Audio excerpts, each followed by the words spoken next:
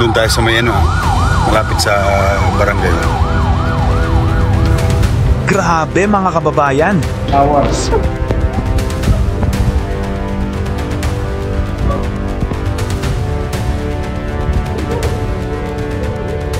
Alam niya naman, sa kalsada ako lumaki. Kabisado kung galing ng isang, alam mong haragan. Yung sanay na parang karmi na lang sa kanya ang tao. Ganun na walang kasundanan. Matapos marinig ni Yorme ang balita tungkol sa isang walang kamalay-malay na pares vendor na binaril ng isang lalaki sa Maynila, agad nitong inutusan ng team niya para puntahan ng pinangyarihan. Siyempre, kailangan ng pamilya niya yun. Pinugis pa pala eh. Kaya nga naghahanap buhay. Kailangan ko yung pamilya niya eh. So, kunin mo lang. Patunggang ka. Gusto mo bang kunin yung baril mo? Oo. Ito pa hindi lang basta nagpa-imbestiga si Yorme. Sinugod mismo niya ang suspek. Sa ulo mo. Patunggang. At doon, makikita natin ang halong malasakit at galit ni Mayor Isko sa biktima. Hindi po namin matanggap talaga. Sobra-sobra. Hindi ka lang talaga yun na ngayon. Hindi po. Maraming po salamat sa pagpulit sa pulis. At sa suspek na walang awang binaril ang biktima dahil lang sa pera. Nakamamamere ka pa. Walang hiya ka.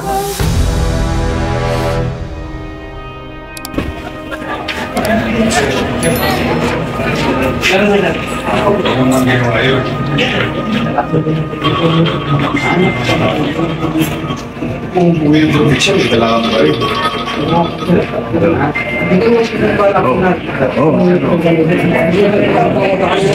Gusto mo live bro? Gusto mo live bro? Siyempre, kailangan ng pamilya niya yun. Pinugis pa pala eh. Kaya nga naghahanap buhay. Kailangan ko yung pamilya niya eh. So, kunin mo lang. Patunggang ka. Patunggan. Taka tumatarima. Ha? Taka bumabiyahe. Wala. Nga nga. Alam ko, gusto mo yung sa probinsya. Ba't ka nagdodroga? Kita mo yan, may umiiyak ng pamilya. Natutuwa ka ba? Arresto na dati. Sir, anayin ko 165 ka ba ito? Arresto ka na dati? Yung po yung bata ko. Ha? Yung po yung bata ko. Ikaw nagpaparumi sa imahe ng Baseco. Okay, natala.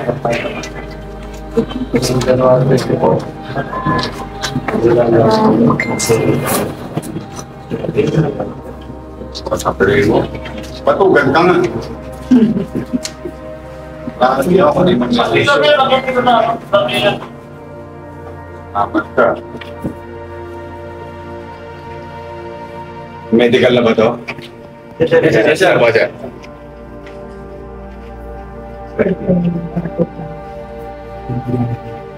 Gusto mo bang kunin yung baril mo? Pwede ko. Gawin mo na.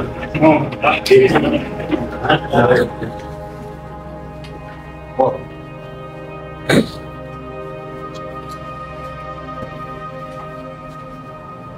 Yan mo yung tsura o. Tingin mo. Sa ulo mo. Patulugan. Kahanap buhay yung tao.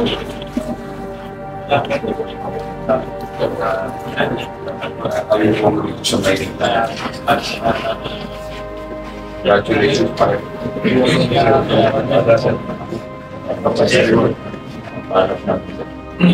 Piliin yung tahimik na lugar na ito. Parang squatter. Ito matindi na kagaya. Itong mga ito walang pungko. Pusin ko lahat sila dyan. Ayoko sila. Ayoko na mamahay yung mga tulong sa hirap na nga. Binababoy pa nila yung lugar.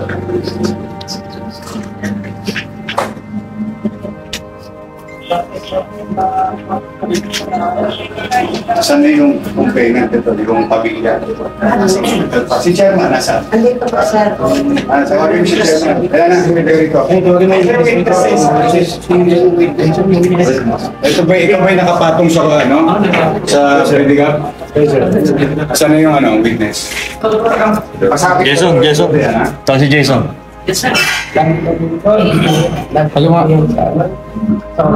Hindi matindi. Alam mo bang may bagong ano na ngayon? Hindi ka pa nakakuha sa... Speak ko, sir. Ikaw yung nakasakay sa ano? Yung nakita ko sa video? Yung nakasakay sa...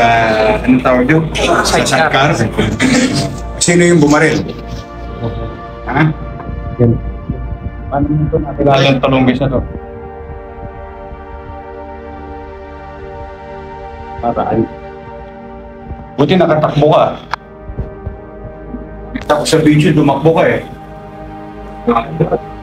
Ano mo ba yung binaril? Amo ko lang po. Pareho kayo nagpapares.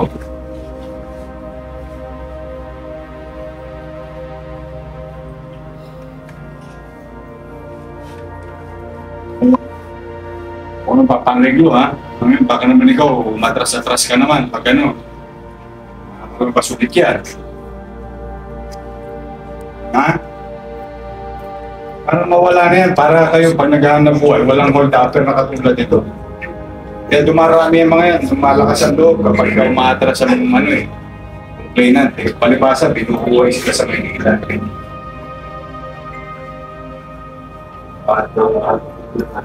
May patugan eh. Eh, yung kaibigan mo nasa ospital pa. Sabi sa akin ng direktor ng ospital, medyo stable na. Sagat. Kaya lang, under ano, observation. O yun na 2 weeks. Wala bang kasama sa kulungan? Amin, walang kasama. Wala tayo kung ano.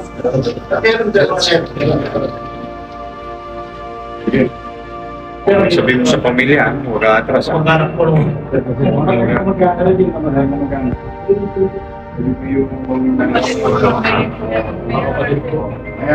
Ayan. 14 hours.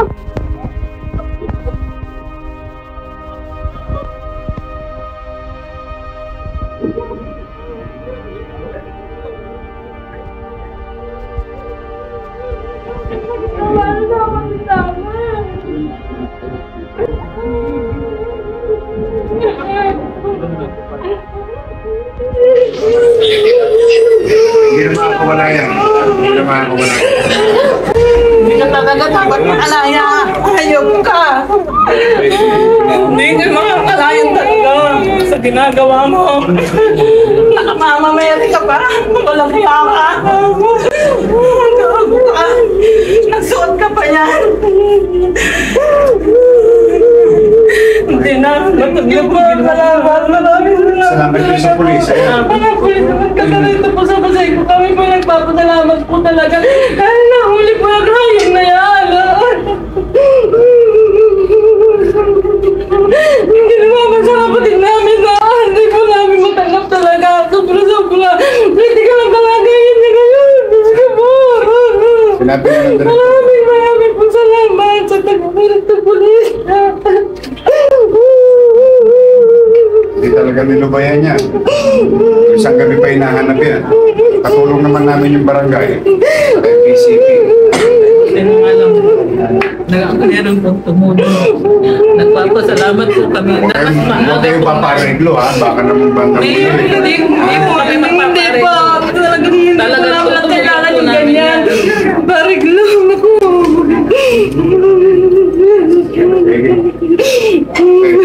Sumunta na kayo doon. Susunod ako doon. Nasa ICU pa raw.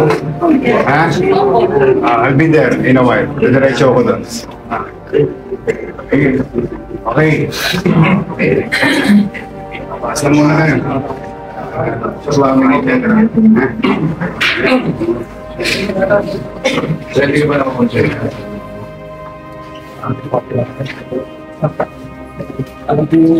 Dami na ako sa sige.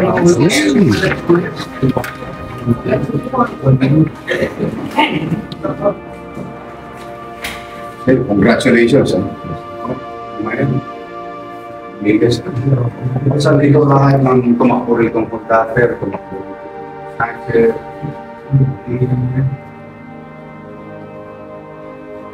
Yan ang bumabagoy ng mga ganyan bumabagoy. In prior to this community, hero tayo.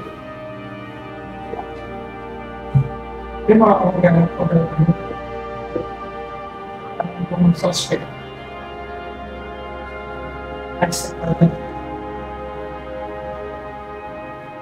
Sabi ko ba, ako rin yung mga victim. Gusto rin mga siyempre, makuha ng pera. Kaya bakit ko naman ito? Kaya niya ibigay niya.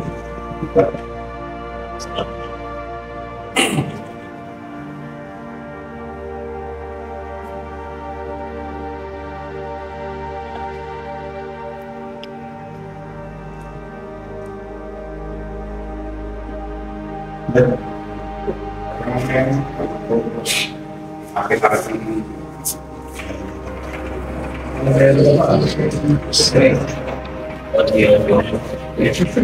Tanggalin yung damit mo.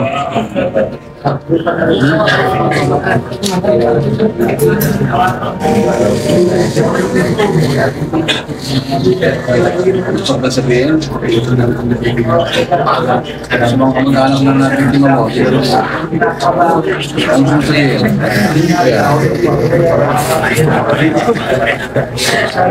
Maraming gawa nangyari na.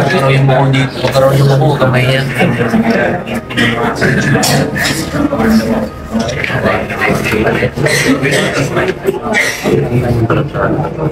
Ayaw tumalikod ko yan.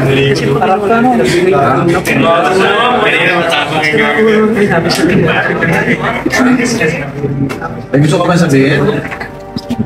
Yung ataw mo na.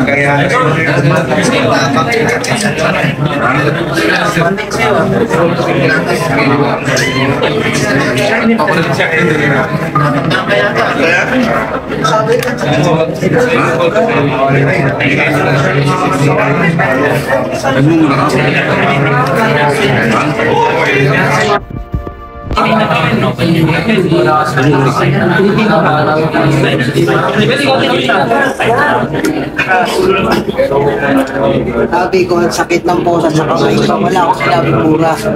Hindi ka nang maayos ha? Sorry ah. Sorry kaya ha. Kasi hindi ko marinig sinasabi mo eh. Pakiulit nga. Nakadrugs ka ba? Ha? Nakadrugs ka ba ya?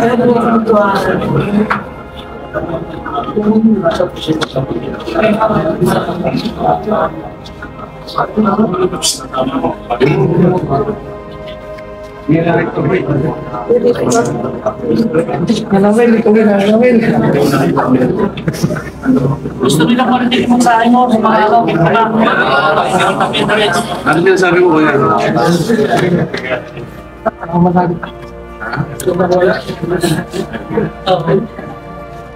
Ano yung mensahe mo sa mga hinohula?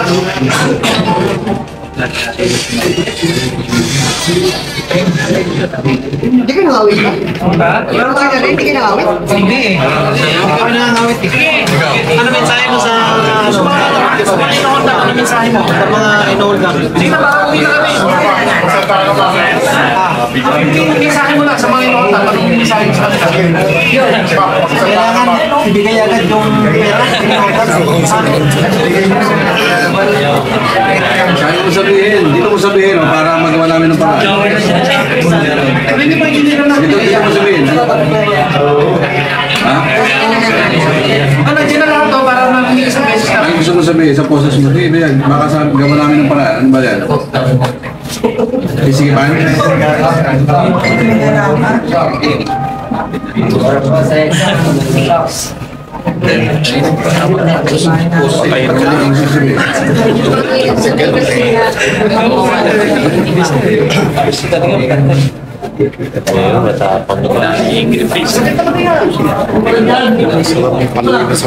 Sana masyadong ano eh, ayaw din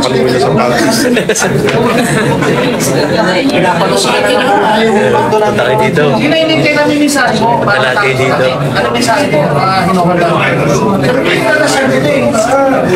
Sabihin na pisa tawagin ako mag-anak para sa kasama ng pagkakataon. Ano mensahe mo? Nakakonsensya ako sa'yo. Bigyan ako konsensya sa ginawa mo. Parang wala kang pagsisisi. Sa kung beses mo magsisi nangyari. Hindi ka nagsisisi. Bigyan ako konsensya. Di ba gusto mo sabihin?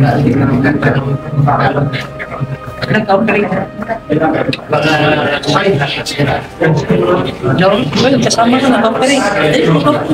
Pamilya ka ba? Si ano, Sir Joel na rito kasama. Nagpipiliya ka. May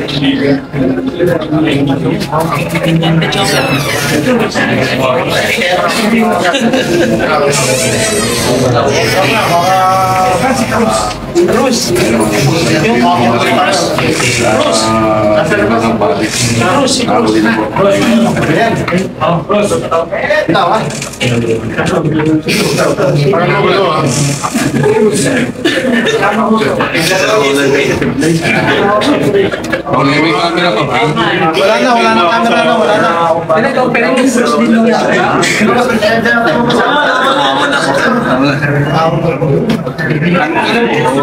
Ang angas mo. Pwede naman pati ka marapay pa.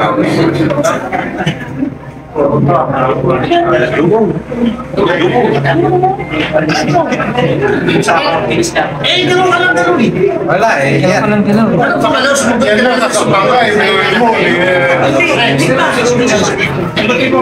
T-shirt ko eh.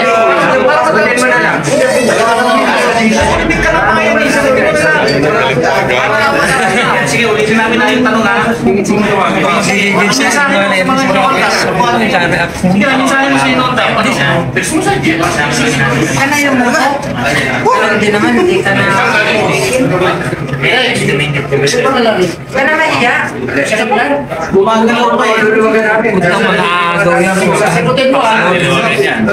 Luwagan. O sige. Di sagutin mo muna ba? Kaya ang malay mo.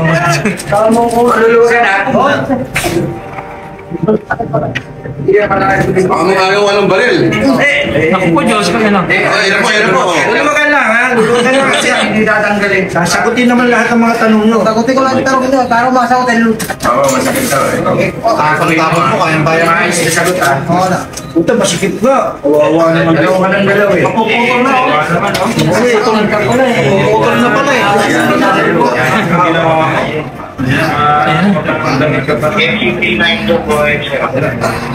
Ilang. Oh,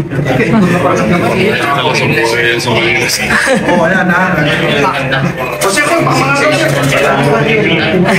hindi ko pa natatanggal yung oh, kabila naman. Ha? Ano pa rin tayo? So ano tanggalin ang boses mo kaya eh? No? Hindi, kung natanggalin yan, Nilulunod ka pa bet yan. Mamaya ka na mag-agaw. Itsura mo kuya, mag-aagaw ka eh. Nasalita mo pa lang, may mukha ka mag-aagaw ng baril eh. Hindi, katapusan niya para pangaga. Oh, sige. Matagal na kami na... Upo ka na. Ito na. Mensahe ha. Mensahe mo na. Sige, siya na kasi tanong. Sige, mensahe mo. Sabihin mo na artista. Trending, no? Mensahe mo sa mga inukontak. Hindi lang, ipapaya na lang ako. Napagod ka ba? Napagod? No, pwede naman ako na kayo ko. Usapan natin, sasagot ko. Oo, isa lang. Yun na. Mukha ko pala si Dasyo. Sige, mensahe mo sa mga inukontak. Sabi ko sa kanila,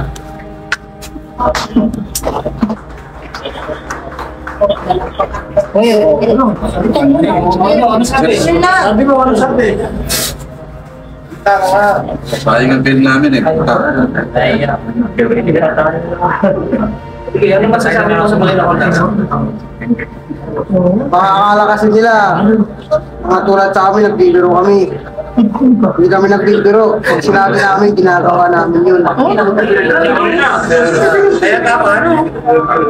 Pag-inon sila, Talaga lang naman yan kung gusto yun eh. Hindi na kailangan mo ganito ng buhay. Sila, Di ba binigay naman sa'yo yung card? hindi binigay sa akin yun. Makikita nyo naman sa CCTV. Kung binigay nga ba talaga sa akin, baka kung pinupukan. Anong ginawa mo sa pera? Kiniisin mo pa yung bakol ng paano mo ba yun? Mas mamaya, Yun lang masabi ko. ano sinabi mo nung hiningi mo yung pera? Anong ginawa mo sa pera ko yan? Ha? Anong ginawa mo sa pera? Kita na lang ko dito. Kita naman, may kita naman. Ano makasagot? Anong ginawa mo sa pera ko yan? Bilis, sabog. Tapos na, tapos wala na ako sabi, ginawa ko na yun. Sabog. Ano nga ginawa mo sa pera? Bilis, sabog. Wala, ginastos ko na, wala na lang. Ano, Nabili mo ng drugs? Pinamili ng drugs? Opo. Hindi. Ano? Pero gumagamit ka, kuya. Oo. Yabang. Kaysa naman lukuhin ko kayo, itutulong. Hindi na naman ito. Ano masasabi mo sa pamilya ng binaril mo? Yun na lang. Last question. Ate, kaysa na kayo kung nangyari yun. Hindi naman gustong gawin yun eh. Diyan na ate. Diyan na sa inyo. Pasensya na dahil.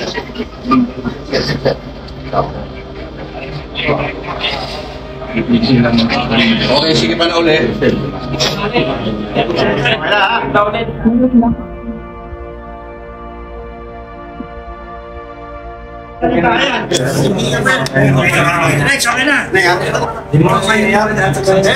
May tatanong pa si Ma'am. Sagutin mo na eh. Sagutin mo na. Interview eh. Minsan lang yan. Biga mo yan. Salita, matapang. Try mo na sagot.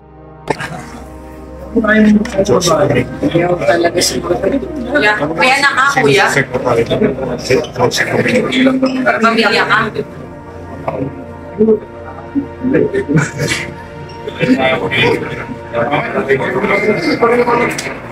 Asawa ka ba kuya? Gusto mo shade?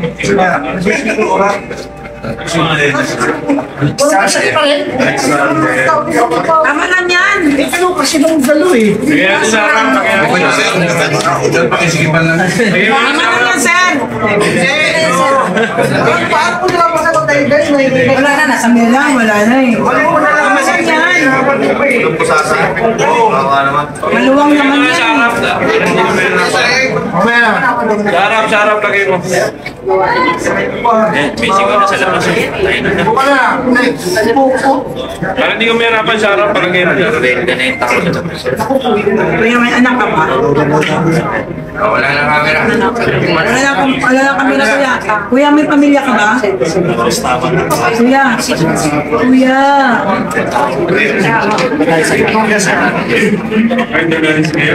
Josie Domingos. Ano tayo? Hindi ko ba nangagaw? Oo.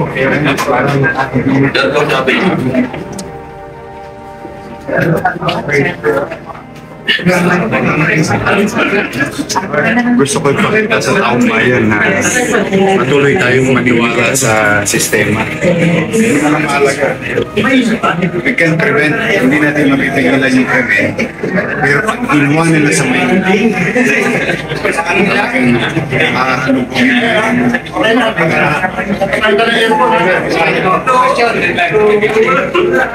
baka nainitan, talino ko siya. Seryoso namin to. Yan ang ano talaga nagagawa ng droga sa katawan ng tao. Nawawala sa tamang pag-iisip, tamang wisyo. Pagkakaroon mo, kung panonorin yung video, alam niya naman, sarap-sarap na ako lumaki. Kabisado ko galing ng isang, alam mong haragan, yung sanay na parang karmi na lang sa kanya ang tao. Ganun na walang kasundaan. Siyempre ako, parang totoo lang. Takot lang talaga ako sa Diyos. Pero bisan, may isip mo rin makagawa ng masama. Pinagpapasalamat ko na lang sa Diyos. Ayaw ko pa rin cross kung ganyan. Still continue to believe that justice system still exists. PCC na po siya apprehension. I'm grateful to General Malma, Karamuan, and Inges and his team. The moment that the netizen forwarded a video to me, that was 14 hours ago. Hindi na kami na mapakali lahat para na sinisilihan ng tweet namin. Hanapin talaga. Dahil kalugmok-lug na eh. Kasi nahanap ko lang, pansinsya ko ng tao eh. Tapos itong batugan na to, para lang ipang birit niya. Sustain ko yung vision niya. Anyway, I'm happy and thankful to the Manila Police District, the barangay, operated. I hope always open ways na para mga ganitong insidente. But rest assured, if we cannot prevent crimes to happen, we'll see to it justice will be served in the city of Manila. We have to from people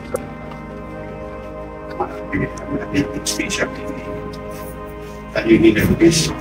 Sana may awa ang Diyos at tuluyang mag-survive yung victim. This is the victim that's been taking care of our hospitals. So, kamusta na daw po ba yung... As per Director Martin, ganyan, medyo under observation. Critical condition. Yun ang... Bakit tama niya? Assistance yung pwede natin ibigay Well, sa family. the basic is the medical assistance that we can give. Full attention is being given also. We'll see how far the city can go, giving more assistance to the poor victim. Mahirap na nga. Kaya, sa mga kasi ko, kayo, may bago ng bigyan kong hindi natin naayaan yung mga proses na yan. Mamuhay dito, parang yung mga tao lamang. Marami dito gusto kapayapaan. Marami dito nag-aari mo na. Iniraraos lang ng pamilya dito. Kaya hindi marapat na ibahayan ng mga tulongges sa lipunan. Tatabuin natin sila. Pagka gumawa sila ng krimen, panagutin natin. Because they deserve peaceful community. Mahirap na nga, magulo pa. Pwede ba yun? Parang unfair naman yun. So we wanted to send a message to Baseco community that we care for them. Hindi yung puro salita lang. To our actions and our small efforts in the city of Manila, city government. Thank you, Rizeng. Mayor, meron po tayong gagawin na adjustments sa security protocols natin. Last night po kasi, when we were here po sa Baseco, yung mismong barangay tanin po, pinato pa po ng bote po. They can do whatever they want to do. That they feel that there is no government. Then we'll prove later on kung sino talaga ang dapat may gobyerno ba. Ang tao hindi mo mapipigilan na mag-isip ng masama laban sa kapwa niya. Pero pagka ginawa niyo yun sa Manila, papapanagutin namin kayo. Magiging anemic kayo. Kasi hindi kayo makatulog ng Manila. Mga kababayan, habang tahimik na nagtitinda ng pares ang biktima, bigla na lang daw silang pinaputukan ng isang lalaki. Walang awa, walang dahilan. Basta na lang biniril. Grabe, nakakagalit isipin, di ba? Yung mga taong nagsusumikap ng marangal, sila pa yung nagiging biktima ng mga walang puso. At nung nalaman ni Yorme ang nangyari, hindi na siya nagdalawang isip. Agad siyang nagtungo sa presinto kung saan dinala ang suspet. Sa video na ito, makikita natin kung gaano kagigil si Mayor Isko. Hindi niya napigilang maglabas ng galit. Sabi pa nga niya, "Anong klaseng tao ka? May pamilya rin ako, kaya ramdam ko ang sakit ng mga biktima." Ramdam na ramdam mo yung bigat sa boses niya. Hindi ito scripted, hindi ito pang camera. Ito yung totoo. Isang ama, isang leader, isang taong sawang-sawa na sa kriminalidad na nararanasan niya sa lungsod na Maynila. Ang punto ni Yorme, simple lang. Walang puwang sa Maynila ang mga kriminal. Walang lugar sa lungsod na ito ang mga adik at salot sa lipunan. Ilang beses na niya tong sinami, may gobyerno na sa Maynila. At kahit saan ka pa magtago, hahabulin ka ni Yorme at ng batas. Kaya mga kababayan, itong gusto ko'y parating. Sa pamumuno ni Mayor Isko, hindi lang disiplina ang umiiral, kundi hustisya. Ang mga tulad ng biktima, marangal, nagtatrabaho, tahimik, silang dahilan kung bakit patuloy lumalaban si Yorme. At sa mga kriminal na akala nila kaya nilang takasan ng batas, mag-isip-isip na kayo dahil sa Maynila may gobyerno na. Ako nga po pala ang Kuya Jenyo na palagi nagpapaalala sa inyo na dapat alam mo to.